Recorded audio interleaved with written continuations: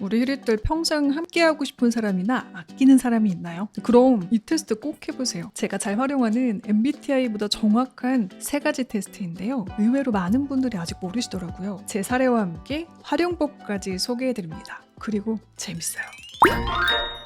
히렌츠입니다. 지난주 정신과에서 정우현 선생님과의 인터뷰에서 이런 얘기를 하셨죠. 오래가는 관계는 잘 싸우는 것이 매우 중요하다. 생각해보니까 저도 좀 그렇더라고요. 잘 싸웁니다. 근데 이때 가장 목표로 하는 게 싸우고 감정 상하고 끝이 아니라요. 서로를 이해하는 데 중점을 두려고 합니다. 저는 상대의 왜가 이해되면 이 다름을 어떻게 맞출 수 있을까를 고민하게 되는데요. 그러면 화가 누그러지고 좀 더 발전적인 대화가 가능해지더라고요. 그래서 최근에 또 싸우다가 오늘의 꿀팁, 우리 히릿들께 이 3가지 테스트를 소개해드리려고 합니다. 서로를 알게 해주는 정확한 척도이자 관계를 좋게 만들어주는 도구인데요. 먼저 첫 번째입니다.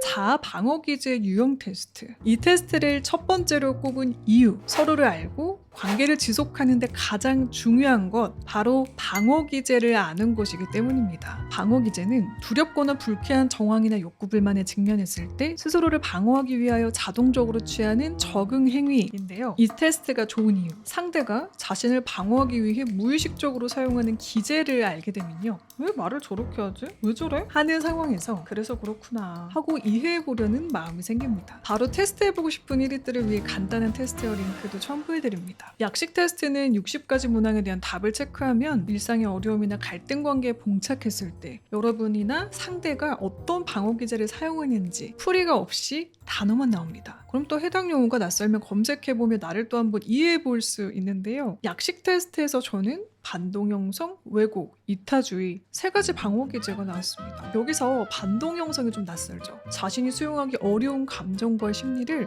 그에 반대되는 행동을 함으로써 직면하여 발생할 수 있는 불안이나 걱정을 회피하는 방어 기제라고 하네요. 그러니까 일종의 회피인데 그런 면이 조금 있는 것 같기도 하고 좀 아리까리하기도 해서 결국 저는 유료 테스트까지 해봤는데요. 네, 화면에 보이시는 것처럼 유료는 주 방어 기제, 보조 방어 기제가 나오는데요. 주 방어 기제로 겹치는 단어가 하나 나옵니다. 이타주의. 네, 그리고 보조 방어 기제로는 합리화, 승화, 구분화가 있었습니다. 유료 버전에는 이로 인해서 생길 수 있는 장점이나 문제점들이 나오는데요. 제가 늘 고민하는 문제가 모두 이 방어 기제와 맞닿아 있다는 거를 느꼈습니다. 이는 상대뿐 아니라 저를 이해하는 시간이 되기도 하는데요. 이 테스트, 연인 간, 친구 간, 가족 간 아주 괜찮은 대화 소재가 될 수도 있습니다. 왜 관계 초반 말고 관계가 조금 깊어졌다 혹은 가족이다, 평생 가고 싶다 하는 사이들 있잖아요. 그럴 때 한번 테스트를 해보면서 서로의 방어 기제에 대해서 이야기해보는 시간을 가져보시면요. 갈등 상황이 생겼을 때 서로를 좀 더 이해하고 싶어집니다.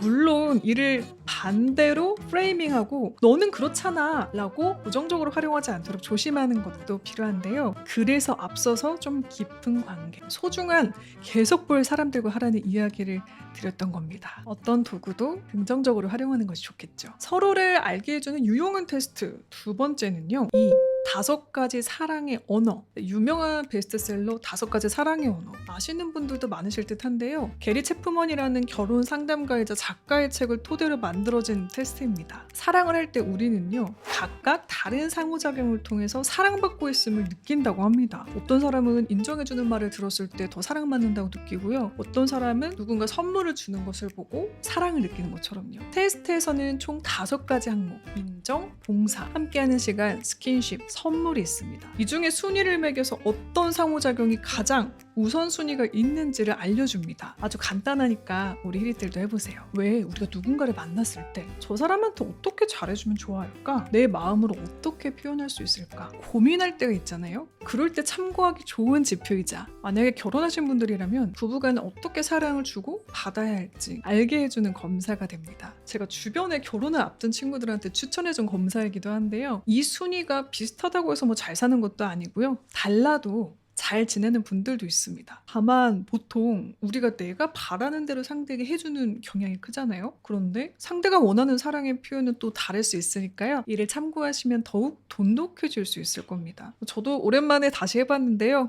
저는 행위 및 서비스, 즉 봉사가 가장 높은 지수를 차지했군요. 혹시 저랑 비슷한 힐이 있나요? 댓글 달아주세요. 이런 콘텐츠 재밌지 않나요? 나를 알아가는 것, 저뿐만 아니라 우리 히릿들이 좋아하실 것 같아서 준비해봤는데 어떠셨어요? 저는 봉사의 마음으로 달아주시는 이 말씀들도 매우 좋아하니까 여러분의 코멘트 기다립니다. 마지막으로 소개해드릴 검사는요. 3. TCI 기질검사. 이 기질검사. 네, 여러분도 잘 아실 크리에이터 이현님이 알려주셨는데요. 온라인 검사도 찾아보니까 있더라고요. 원래는 대면으로 검사받아야 더 정확한데 그럴 수가 없는 상황이라 온라인으로 유료 검사를 해봤습니다. 이 기질 검사를 추천해드리는 이유는요. 상대의 성향이나 성격을 알 수 있게 해주기 때문입니다. 상대의 기질을 알면 상대가 왜 저렇게 재미가 없는지 혹은 왜 저렇게 변덕을 부리는지처럼 우리가 이해할 수 없는 상대의 성격이나 이유를 알 수 있거든요. 상대가 어떤 기질을 갖고 있고 자극을 추구하는 성향이 강한지 혹은 위험 회피 성향이 강한지 사회적 민감성이 높은지 낮은지 등을 알 수 있습니다. 저는 늘 새로운 분야를 건너가는 일을 좋아했고요. 예상했던 결과가 나오긴 했습니다. 네, 자극 추구형이 높게 나왔는데요. 위험 회피 성향도 33%로 보통이지만 높지는 않은 편이었고요. 자타공인 한 예민, 아니 섬세한 사람이니만큼 사회적 민감성도 81%로 높게 나왔습니다. 그러니 히든 채널이 탄생한 거겠지만요.